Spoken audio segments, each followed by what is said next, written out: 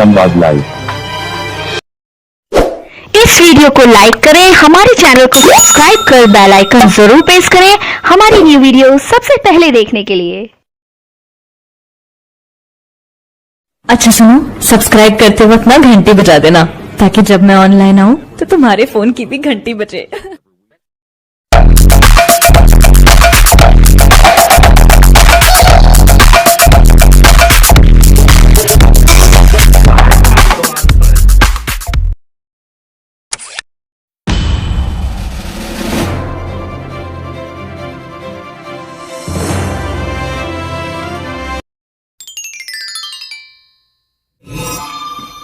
तो देखिए, सरोज समृद्धि कविता निराला की दिवंगत पुत्री सरोज पर केंद्रित है। दिवंगत यानी इसकी सरोज की मृत्यु हो जाती है, उस पर आधारित निराला जी हैं, उन्होंने लिखी है। एक बार निराला जी फूट पड़े थे अपनी पुत्री की यानी अपने आत्मे की याद करके, उन्होंने अपनी बेटी को याद करके ये कविता लिखी है। ये कविता बेटी के दिवंगत होने पर पिता का विलाप है, यानी पिता दुखी हो जाते हैं। देखिए, एक निराला जो है वो एक दुखी आत्मा है मित्रों। मानते हैं साहित्यकारों ने सभी ने संघर्ष किया, परंतु शायद निराला को जैसा जीवन मिला, ऐसा मैं भगवान से दुआ करता हूं कि ऐसा जीवन किसी भी इंसान को नहीं दे। बचपन में माता पिता गुजर गए, थोड़े से बड़े हुए तो भाई बंधु चाचा चाची गुजर गए, उसके बाद में पत्नी भी छोड़ के चली गई, अंत में एकमात्र जो सहारा बच्ची थी वो सरोज थी, अंत में वो भी छोड़ के चली गई। अब सोचो इससे बुरा जीवन इंसान का क्या हो सकता है। फिर भी संघर्ष किया निराला ने, हार नहीं मानी निराला ने। तो एक पिता का विलाप है। पिता के इस विलाप में कवि को कभी कभी क्या होता है कि शकुंतला की याद आती है। शकुंतला है वो कालिदास के नाटक अभिधगम शकुंतलम, उसकी नायिका है। और कभी कभी अपनी पत्नी, स्वर्गीय पत्नी जो थी मनोरमा देवी, उसकी याद आती है। बेटी के रंग रूप में पत्नी का रंग रूप उन्हें दिखाई देने लगता है, दिखाई पड़ता है। उसका चित्रण निराला जी ने इस कविता में किया है। यही नहीं, कविता में एक भाग्यहीन पिता की संघर्ष, समाज में उसके संबंध, पुत्री के प्रति बहुत कुछ कर पाने की अकर्मण्यता का बोध भी इस कविता में उन्होंने प्रकट किया है कि मैं इस जीवन में तुम्हारे लिए कुछ नहीं कर सका। इस प्रकार से वो अपना दुख प्रकट करते हैं निराला जी। इस कविता के माध्यम से निराला जी का जीवन संघर्ष भी प्रकट हुआ है कि उन्होंने अपने जीवन में क्या संघर्ष किया। वे कहते हैं कि दुखी जीवन की कथा रही, क्या कहूँ जो आज नहीं कही। ये net, JRF, DSSB, KVS, TGT, PGT के विद्यार्थी इस पंक्ति को अच्छी तरह से रट लें। अक्सर परीक्षा में ये पंक्ति पूछी जाती है कि दुखी जीवन की कथा रही, क्या कहूँ आज जो नहीं कही। अक्सर ये पंक्ति परीक्षाओं में पूछी जाती है, इसलिए इस पंक्ति को अच्छे से आप याद कर लीजिएगा। ये सरोज समृद्धि की पंक्ति है। दिग जीवन जो सदा ही किया शोध है, दिग जीवन जिसने सदा ही किया विरोध है। ये जो पंक्ति जो कल अपन ने पढ़ी थी राम की शक्ति पूजा से, वो पंक्ति राम की शक्ति पूजा की है।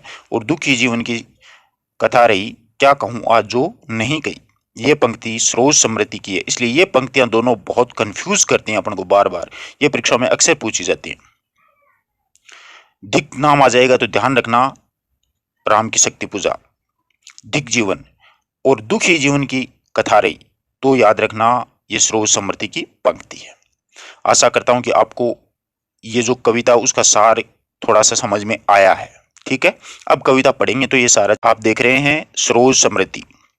देखा विवाह आमूल नवल, पहली पंक्ति है कविता की। देखा विवाह आमूल नवल, तुझ पर शुभ पड़ा कलश का जल, देखती मुझे तू हंसी मंद, होठों में बिजली फंसी स्पंद। तो देखिए, देखा विवाह आमूल नवल, कवि निराला अपनी पत्नी को, अपनी पुत्री को संबोधित करते हुए कह रहे हैं कि मैंने तुम्हारी शादी का तुम्हारी ऐसी नई शादी देखी जो पूरी तरह से एक नई तरीके की शादी थी। इस प्रकार की शादी मैंने मेरे जीवन में कभी नहीं देखी। देखा विवाह, मैंने तुम्हारा विवाह ऐसा देखा जो पूरी तरीके से बिल्कुल नया था, बिल्कुल अलग था। तुझ पर पड़ रहा कलश का जल, यानी जब शादी होती है तो दूल्हा या दुल्हन होती है, उसको नहलाया जाता है। तो कवि निराला अपनी पुत्री की संबोधित करते हुए कहते हैं कि तुझ पर है, कि तुम पे, हे पुत्री सरोज, तुम पे पड़ रहा था कलश का जल, तुम पे शुभ कलश का जल पड़ रहा था। देखिए, इंसान के जीवन में 3 बार ऐसे अवसर आते हैं जिसमें स्वयं नहीं नहला करके दुनिया ही या दूसरे लोग ही उसे नहलाते हैं। एक तो देखिए, बच्चे का जन्म होता, उस समय उसको स्वयं नहीं नहलाया जाता है, यानी बच्चा जन्मते ही स्वयं नहीं नहा सकता है, दूसरे ही नहलाते हैं। दूसरा, उसकी शादी होती है तब दूसरे नहलाते हैं। और तीसरा, जब मृत्यु हो जाती है तब। तो ये 3 स्नान होते हैं, ऐसा माना जाता है। ठीक है, तो देखा विवाह आमूल नवल। कवि निराला अपनी पुत्री को संबोधित करते कह रहे हैं कि मैंने ऐसा विवाह देखा जो पूरी तरीके से नया था। तुझ पर पड़ रहा कलश का शुभ जल, तुझ पर यानी शुभ पड़ रहा कलश का जल, यानी शुभ कलश का जल तुझ पे उड़ेला जा रहा था, तुझे नहलाया जा रहा था। देखती मुझे तो हंसी मंद, तू मुझे मंद मंद हंसी में मेरी तरफ मुस्कुरा रही थी, देख रही थी। मैं दूर खड़ा तुम्हें निहार रहा था, तो तुम मेरी तरफ देख देख करके मंद मंद मुस्कुरा रही थी।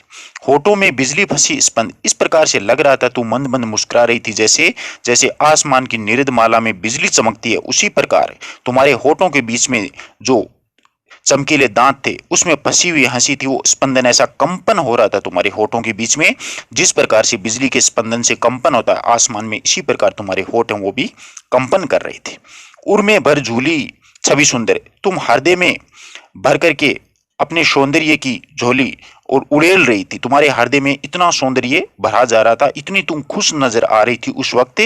प्रिय की अशब्द मुख श्रृंगार मुखर, जिस प्रकार से प्रिय यानी मेरी पत्नी के अशब्द, जिसको कहा नहीं जा सकता, जिसकी मैं महिमा या वर्णन नहीं कर सकता, श्रृंगार मुखर, इस प्रकार का तुम्हारा श्रृंगार है वो मुखरित हो रहा था। इतनी सुंदर लग रही थी, इतना प्यारा सौंदर्य लग रहा था उस समय तुम्हारा कि मैं उसका गुणगान नहीं कर पा रहा था।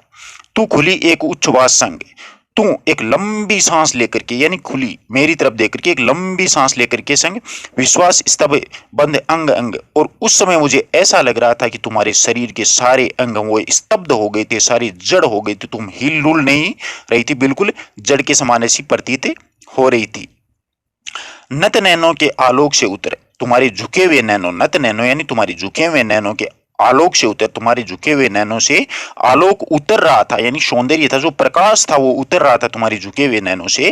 कांपा अधरों पर थर थर थर, और तुम्हारे होठों पर आकर के तुम्हारे होठों को थरथरा रहा था, कंपा रहा था वो आलोक, जो प्रकाश, जो सौंदर्य तुम्हारे नैनों से उतर रहा था, वो तुम्हारे हदरों, तुम्हारे होठों को कंपा रहा था।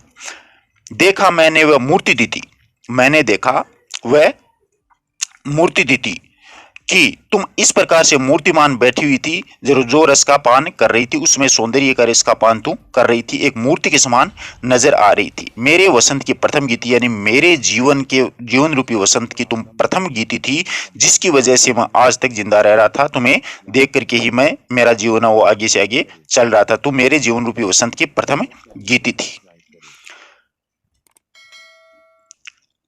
आगे देखिए, बहुत ही मार्मिक पंक्तियां मित्रों। श्रृंगार रहा निराकार, श्रृंगार रहा निराकार, रस कविता में उच्छ्वसित धार। तुम्हारा जो श्रृंगार था वो निराकार था, उसका कोई आकार नहीं दिया जा सकता था।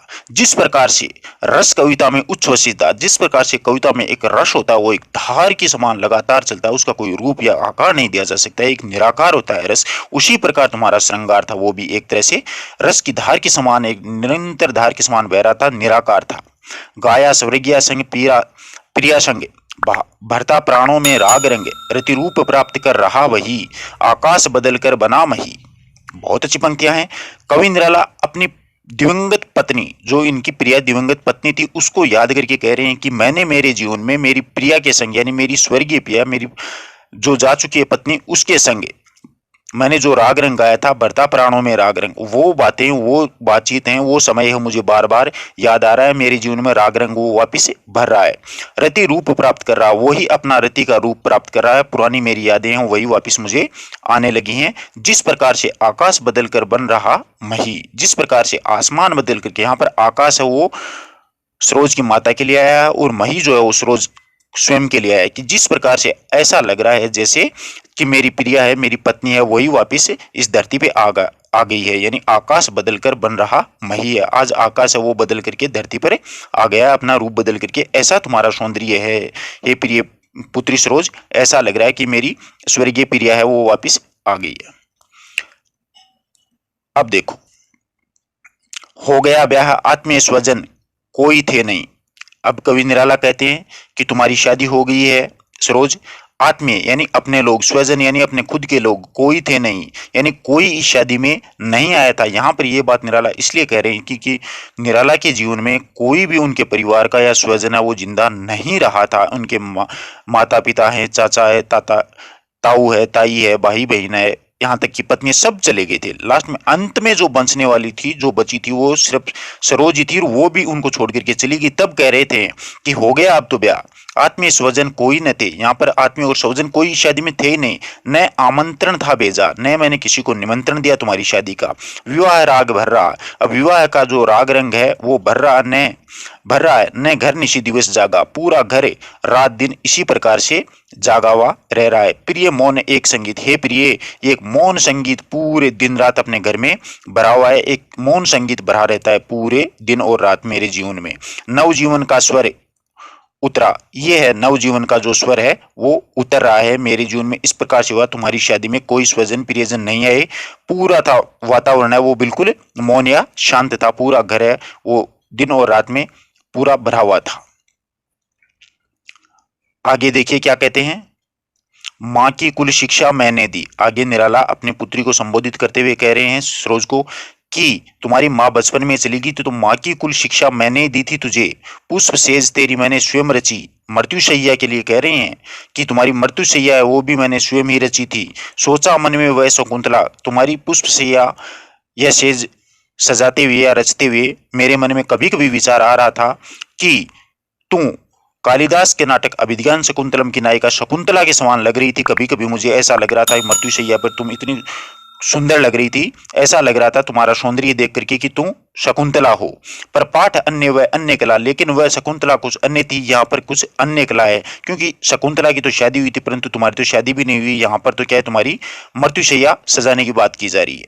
कुछ दिन आगे देखिए निराला क्या कहते हैं, कुछ दिन रह गृह तू फिर सामोद। कुछ दिन कुछ समय के लिए जब तुम्हारी माता जी दिवंगत हो गई थी तो तुम मेरे पास रही, कुछ दिन रह गए यानी मेरे पास घर में रही, फिर सामोद यानी प्रमोद आमोद प्रमोद के साथ खुशी के साथ मेरे साथ रही। बैठी नानी की स्नेह गोद, फिर तुम अपने ननिहाल अपने नानी के पास में प्रेम से उसकी गोद में जाकर के बैठ गई। यानी तुम्हारे ननिहाल वाले हैं, मामा मामी हैं, नाना नानी हैं, वो तुम्हें ननिहाल लेकर के चले गए तो नानी की गोद में स्नेह पूर्वक प्रेम पूर्वक बैठी रही। मामा मामी का रहा प्यार, और मामा मामी का लगातार तुम्हारे जीवन में खूब प्यार प्रेम रहा। भर जलद धरा को जो अपारे वे ही सुख दुख में रहते नेस्ते। जिस प्रकार देखिए मामा मामी का प्यार है वो तुम्हारे जीवन में इस प्रकार से रहा, जिस प्रकार से जलद बादल होते हैं जो धरती पर अपार वर्षा कर देते हैं, अपना पानी उड़ेलते हैं, अपार वर्षा कर देते हैं, इसी प्रकार नाना नानी मामा मामी तुम पर इतना प्रेम में उड़ेलते थे। वे ही सुख दुख में रहे नेस्ते, यानी नाना नानी वे ही, नाना नानी ननिहाल पक्ष के जो लोग हैं वो ही तुम्हारे सुख दुख में नियत रहते थे, वो ही तुम्हारे सुख दुख को बांटा करते थे।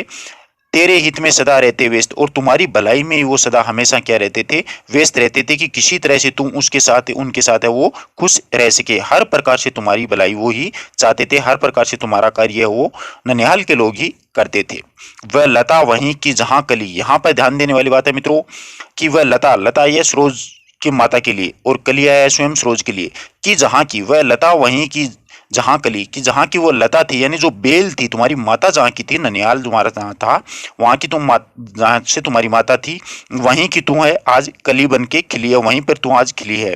तू खिली स्नेह से हली पली, उसी जगह तू ही वहीं पर खिली है, बड़ी हुई है, स्नेह प्रेम से हिली पली और प्रेम से हिली पली हिल मिल करके बड़ी हुई है। जहां पर तुम्हारी माता बड़ी हुई थी वहीं पर तुम भी आज वहां पर बड़ी हो रही है। अंत भी उसी गोद में शरण, और अंत में जाकर के उसी की गोद में यानी नानी नाना की मामा मामी की गोद में ही ली शरण। मुंदे द्रग व महावरण, और तूने आंखें बंद कर लिया और मृत्यु का महावरण है वो तूने ग्रहण कर लिया, उसकी शरण में आज तुम वापिस वहीं पर चली गई है जहां पर तुम्हारी माँ गई थी, उसी जगह आज तुम भी आज वापिस महावरण का वर्ण कर लिया है, यानी मृत्युशैया में तू आज चली गई है। बड़े ही दुख की बड़ी ही मार्मिक पंक्तियां हैं मित्रों ये समझने वाली। यहाँ पर पंक्तियों का ध्यान देने योग्य बात है, पूछी जा सकती है कि लता किसके लिए आया है, कली किसके लिए आया है, और कहां पर सरोज की वो मृत्यु हुई थी, तो ननिहाल में सरोज की मृत्यु हुई थी, तब ये पंक्तियां निराला जी ने लिखी थी। आगे देख, मुझ भाग्यहीन की तू संबल। अंत में निराला जी बहुत ही दुखी होकर के कह रहे हैं वेदना में कि मैं एक भाग्यहीन तो हुई, क्योंकि बचपन में माँ बाप चले गए थे, चाचा चाची ताई पत्नी सब चले गए, मैं एक तरह से भाग्यहीन था। उसकी एक तू ही संबल थी, एक तेरा सहारा था मेरे जीवन में जीने का, कि मेरी एक पुत्री सरोज है, उसके कारण मैं जिंदा रहूंगा। मुझ भाग्यहीन की तू ही संबल, तू ही एक सहारा थी। युग वर्ष बाद जब हुई विकल, एक युग वर्ष बीत गया है, तब मेरा मन है वो व्याकुल हो उठा है, तुम्हारी याद मुझे तड़फाने लगी है। दुखी जीवन की कथा रही, क्या कहूं आज जो नहीं कही। ये पंक्तियां अच्छे से याद रखना कि मेरे जीवन में दुखी जीवन की, मेरे जीवन की पूरी कथा रही थी, क्या कहूं जो मैंने आज तक नहीं कही, जो आज कहने की क्या आवश्यकता है। दुखी मेरे जीवन की हमेशा कहानी रही है, हमेशा मैंने मेरे जीवन में दुखी दुखी देखा है। हो इस कर्म पर वज्रपात, आगे कवि कह रहे हैं कि मेरे इस कर्म पर कठोर वज्रपात हो, कठोर विपत्ति आन पड़े, कि मैंने ऐसा क्या कर्म किया कि मेरे जीवन में सारे के सारे आत्मीय स्वजन है वो लोग सारे लोग चले गए हैं। यदि धर्म रहे न तो सदा हमात, यदि धर्म रहे हमेशा मेरे ही माथे पर, इस पथ पर मेरे कार्य सकल, यदि मैंने मेरे कवि कर्म में इस रास्ते पर मैंने जो कार्य किए हैं समस्त, इस कवि कर्म में जितने भी समस्त कार्य किए हैं इस जीवन में, हो भ्रष्ट शीत के कैसे सतदल, वो सारे भ्रष्ट हो, और जैसे शरद ऋतु में कमल के साथ होता है। हे कन्ये, हे मेरी प्रिय पुत्री, गत कर्मों का अर्पण मैंने मेरे जीवन में जितने भी कर्म किए हैं, जितने भी अच्छे कर्म किए हैं, वो सारे मैं तुम पे ही अर्पित या समर्पित करता हूँ। करता मैं तेरा अर्पण, मैंने जितने भी अच्छे कर्म किए हैं वो सारे के सारे मैं तुझ पे ही उड़ेलना चाहता हूँ, तुझे ही समर्पित करना चाहता हूँ, और उन्हीं कर्मों के आधार पर मैं तेरा तर्पण करना चाहता हूँ। मित्रों, तर्पण होता है देवताओं या फिर ऋषियों को अपने पितरों के द्वारा समर्पित की जाने वाली जो जल में बहा देने की क्रिया होती है, उसे तर्पण कहा जाता है, कि तेरी अस्थियां आज मैं तर्पण कर रहा हूं। तो मेरे जीवन में जितने भी मैंने अच्छे कर्म किए हैं वो सारे के सारे, उससे तुम्हें कोई आत्मा को शांति मिल सके। इस प्रकार से निराला ने अपने दिवंगत पुत्र की याद सताने के कारण से ये सरोज समृद्धि है वो कविता लिखी। आशा करता हूं कि आपको व्याख्या अच्छे से समझ में आई। अगर किसी शब्दांश में, किसी प्रकार के पद्यांश में आपको कोई समस्या हो तो आप कमेंट बॉक्स में जरूर लिखिएगा। मिलते हैं दोस्तों एक नई वीडियो नए टॉपिक के साथ, तब तक के लिए नमस्कार। इस वीडियो को अपने दोस्तों के साथ जरूर शेयर कीजिएगा और इस वीडियो में कमेंट करके हमें लाजमी तौर पर बताइएगा कि आने वाले वक्त में आप किस तरह की वीडियोस देखना पसंद करते हैं। और अगर आपने अभी तक हमारा चैनल सब्सक्राइब नहीं किया तो फौरन सब्सक्राइब कीजिए, साथ ही बेल आइकॉन पर क्लिक करें ताकि मजीद आने वाली वीडियो जो वक्तन फवक्तन आपके लिए इस चैनल पर अपलोड करते हैं वो आपको वक्त पर मिलती रहे और आप उनसे मुस्तफीद होते रहें। अगली वीडियो तक हमें दीजिए इजाजत, अपना ख्याल रखिएगा। ताज़ा तरीन अपलोड्स की नोटिफिकेशन हासिल करने के लिए हमारे चैनल को सब्सक्राइब करें और साथ में दिए गए घंटी के निशान को दबाना ना भूलें।